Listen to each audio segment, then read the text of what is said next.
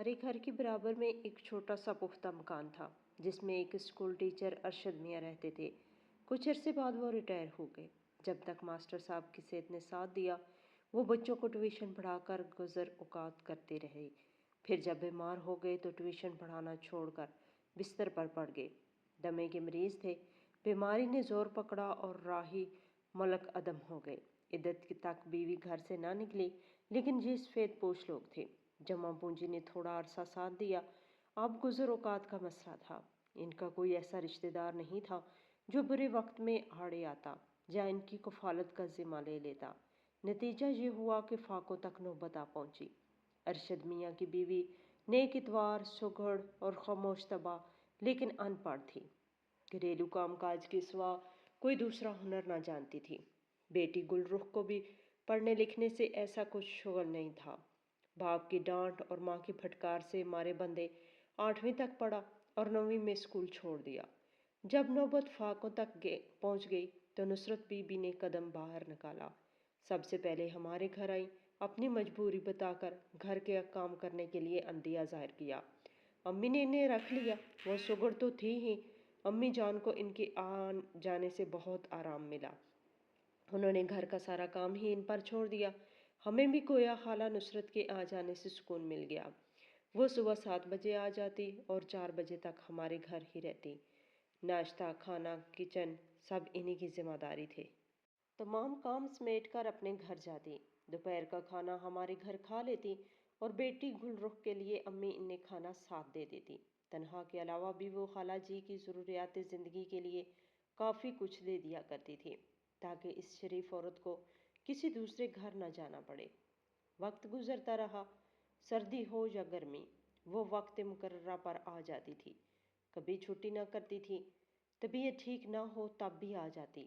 तब अम्मी इनको ज़बरदस्ती छुट्टी देकर घर भेज देती। चंद साल तक वो बाकायदगी से काम पर आती रही, लेकिन अब कुछ दिनों से इनकी तबीयत खराब रहने लगी थी। इनसे काम नहीं होता था। एक दिन इनकी तबीयत ज़्यादा खराब हो गई तो अम्मी जान इनको गाड़ी में हॉस्पिटल ले गई। वो 2 दिन अस्पताल में रहकर फौत हो गई। हम सबको इनकी अचानक वफात का दुख हुआ। तजहीज़ व तकफीन भी हो गई, लेकिन अब मसला था कि इनकी लड़की गुलरुख का। इसकी उम्र इन दिनों 17 साल हो गई। वो दुनिया में अकेली रह गई थी। खुदा जाने ननिहाल और ददियाल वाले क्यों नहीं पूछते थे। अब इस लड़की का हम लोगों के सिवा कोई पुरसाने हाल नहीं था। वो अकेली घर में नहीं रह सकती थी, लिहाजा अम्मी इसको अपने साथ ले आई और किराए का घर मकान मालिक ने वापस ले लिया। गुलरुख ने हमारे घर आते ही अम्मी की कमी को पूरा कर दिया, तमाम काम संभाल लिया। हम सब इसके साथ प्यार भरा सलूक रखते थे, जानते थे कि हमारे सिवा इसका कोई नहीं। जब हमारा मुलाजिम छुट्टी कर लेता तो गुल चादर ओढ़कर खुद सामने स्टोर से ज़रूरत की चीज़ें ले आती।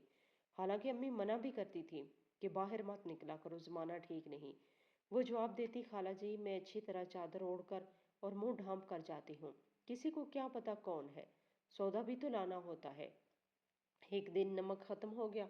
वो हांडी पका रही थी, तभी इसने चादर ओढ़ी और अम्मी से पैसे लेकर स्टोर को चली गई। वापसी पर वो जब सड़क पार कर रही थी, एक गाड़ी ने गुल को टक्कर मार दी। वो सड़क पर गिर गई। गाड़ी वाले ने फौरन गाड़ी रोक ली और गुलरुख को सहारा देकर उठाया।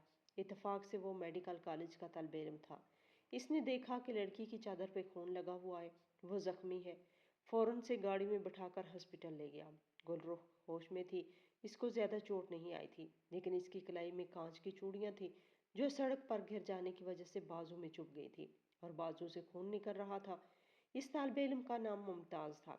इसने देखा कि लड़की ने अच्छा लिबास पहना हुआ है और हुलिये से शरीफ घराने की लगती है।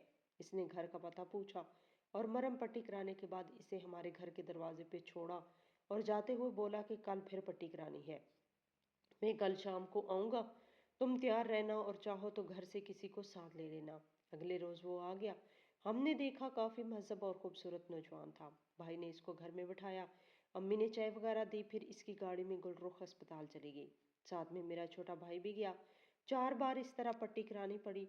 हर बार मुमताज़ खुद आता और गुल के साथ हॉस्पिटल जाती, यहाँ तक कि ज़ख्म बिल्कुल ठीक हो गया। पट्टी कराने का सिलसिला ख़त्म हो गया। मुमताज़ फिर ना आया, लेकिन हम नहीं जानते थे कि एक ज़ख्म ठीक हुआ है مگر ایک دوسرا زخم ان کے دلوں کو گھائل کر چکا ہے۔ کچھ دن گزرے کہ ایک روز گل رخ پڑوس میں جانے کا کہہ کر کچھ دور کے لیے غائب ہو گئی۔ امی کو پتہ نہ چلا کہ وہ ڈاکٹر ممتاز کے پاس گئی ہے۔ امی تو اپنے کمرے میں جا کر لیٹ گئی اور ہم سب اسکول کالج گئے ہوئے تھے۔ ممتاز کو پہلی نظر میں ہی گل پسند آ گئی تھی۔ جب اسے پتہ چلا کہ یہ ایک عزت دار گھرانے کی بیٹی ہے، ماں باپ مر چکے ہیں، اس لیے ہمارے ساتھ رہتی ہے، تو اس کو گل رخ سے ہمدردی ہو گئی۔ اب وہ سوچنے لگا کہ میں کیسے اس لڑکی سے شادی کروں۔ ایک دن وہ امی کے پاس آیا۔ امی نے کہا، بیٹا نہیں، کوئی اعتراض نہیں، اگر گل راضی ہے تو یہ ہمارے لیے خوشی کی بات ہے، لیکن ہماری ایک شرط ہے، تم ڈاکٹری کی تعلیم مکمل کر لو اور اپنی والدہ کو ہمارے پاس لے آؤ تو ہم اس کا ہاتھ تمہارے ہاتھ میں دے دیں گے۔ یہ ایک عزت دار باپ کی بیٹی ہے، تبھی ہم تسلی کر کے عزت سے بہانا چاہتے ہیں۔ ممتاز جانتا تھا کہ اس کے والدین اس رشتے پر کبھی بھی راضی نہیں ہوں گے، لہٰذا اس نے سوچا کہ ان کو درمیان میں ڈالنا مسئلے کو الجھانا ہوگا۔ اس کی ایک بہن فاطمہ ملتان میں رہتی تھی۔ ممتاز نے اسے فون کر کے اپنا مدعا بتایا۔ اس کی بہن نے کہا کہ جب تک میں لڑکی کو نہ دیکھ لوں تمہارا ساتھ نہیں دے سکتی، اور یہ بھی کہ وہ کیسے لوگوں میں رہتی ہے۔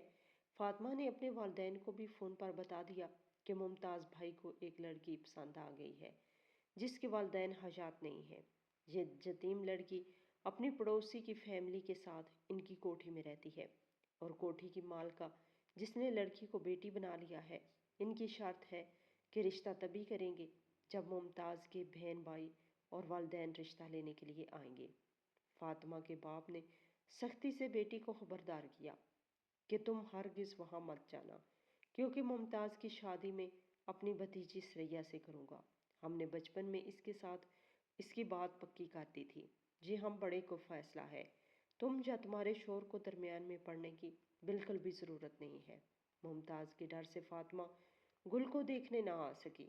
تبھی ممتاز نے گل رخ کو فون کیا کہ تم کسی طرح 2-3 گھنٹے کے لیے میرے ساتھ ملتان چلو اور میری بہن سے مل لو۔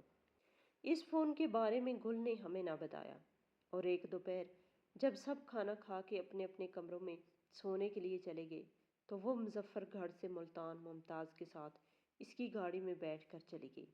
بتاتی چلوں کہ مظفر گڑھ شہر ملتان سے آدھے گھنٹے سے بھی کم کے فاصلے پر ہے۔ فاطمہ ہر صورت اپنے بھائی ممتاز کی خوشی چاہتی تھی، وہ اس سے بہت پیار کرتی تھی۔ اس نے گل کے ساتھ کچھ دیر باتیں کی اور لڑکی کو پسند کر لیا۔ بولی، میں تمہارا رشتہ لینے اپنے شوہر اور ساس سسر کے ساتھ ضرور آتی، لیکن والد صاحب کی وجہ سے نہیں آ سکتی۔ البتہ جب انہوں نے مجھ سے پوچھا تو میں یہ کہہ سکتی ہوں کہ تم اور بھائی خود ہمارے پاس آ گئے تھے، اس طرح میں تمہارا ساتھ دے سکتی ہوں۔ گل رخ کے لیے یہ بڑی آزمائش تھی، لیکن وہ ہر صورت ممتاز سے شادی کرنا چاہتی تھی۔ یہ اچھا بھی تھا کہ ایک غریب لڑکی کی شادی ڈاکٹر سے ہو جاتی تو اس کی زندگی بدل جاتی۔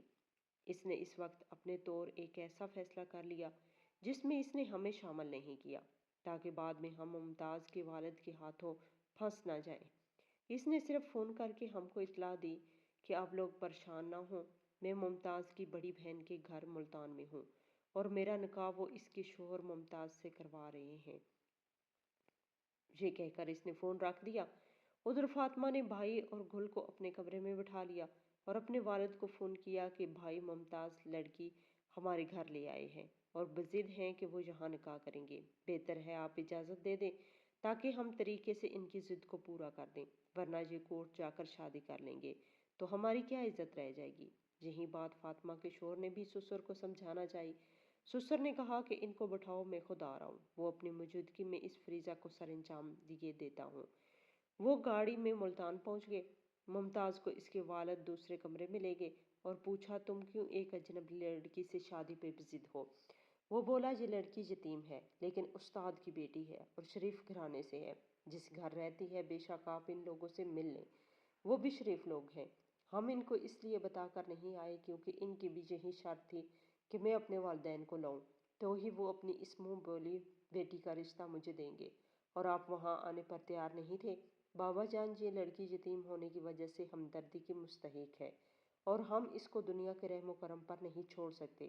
میں اسی لڑکی سے شادی کروں گا۔ باپ کو بیٹے کی اس گستاخی پر غصہ آ گیا اور اس نے بیٹے کو تھپڑ رسید کر دیا۔ کہا کہ ان شریف لوگوں کو بتائے بغیر تو ان کے گھر سے لڑکی کو اغوا کر کے لے آیا ہے تاکہ ہم برے پھنسیں یا ان کی بدنامی ہو۔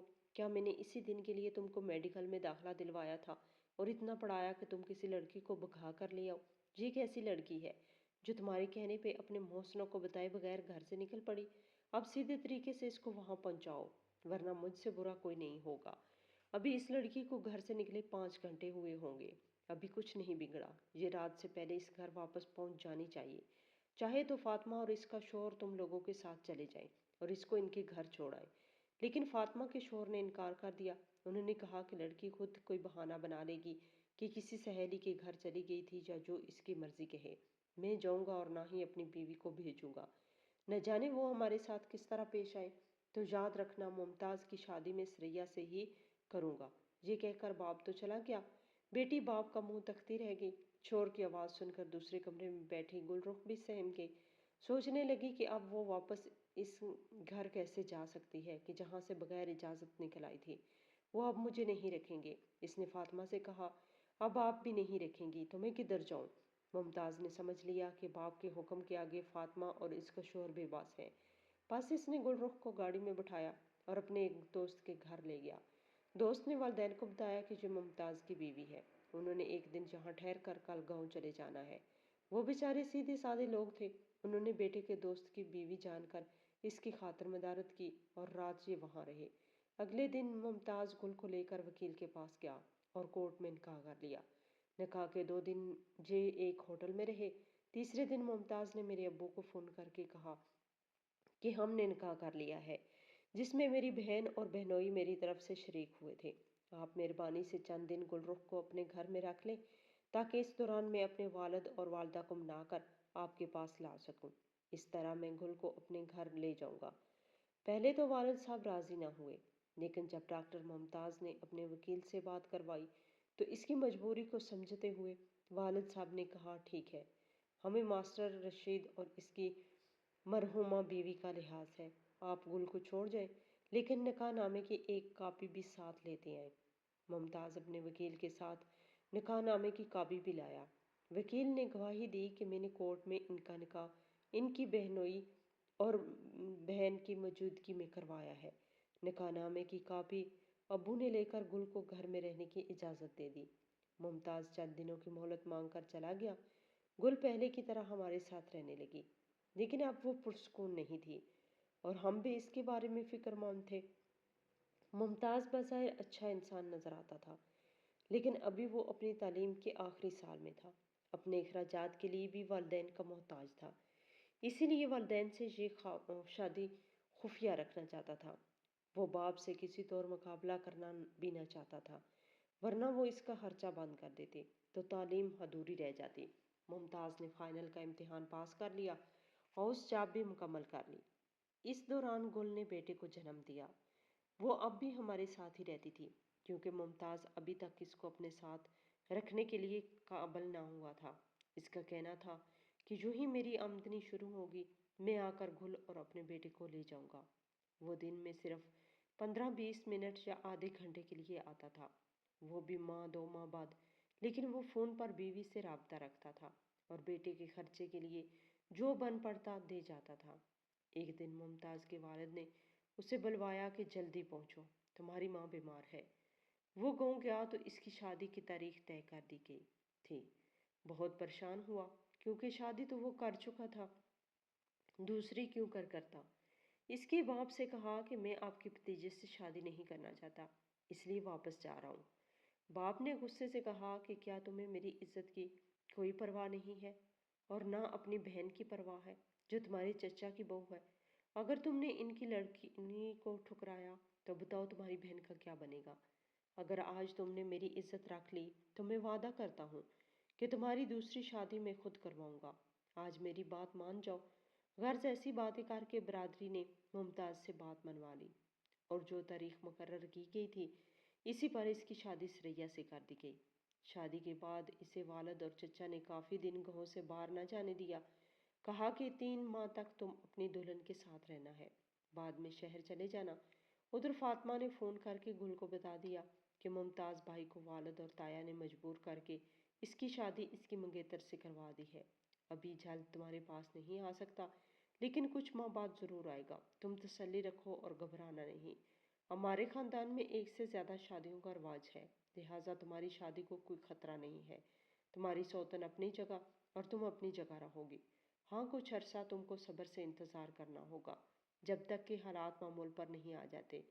گل رخ بہت روئی، لیکن سوائے صبر کے کیا کیا جا سکتا تھا؟ انہوں نے بھی اس کی دلجوئی کی، کہا کہ پہلے بھی اس گھر میں رہ رہی تھی، اب بھی رہتی رہو، سڑک پر تو نہیں بیٹھی۔ صبر سے کام لو، مردوں کی ایسی مجبوریاں ہو جاتی ہیں۔ بیوی صبر کر لے تو حالات ٹھیک ہو جاتے ہیں۔ جب ممتاز کے حالات ٹھیک ہوں گے وہ تمہیں لے جائے گا۔ اس کے بعد 2 سال میں صرف 4 بار ممتاز کا فون آیا، لیکن وہ خود نہ آ سکا۔ اس طرح 3 سال کا عرصہ گزر گیا۔ ہم نے بھی آس ختم کر دی۔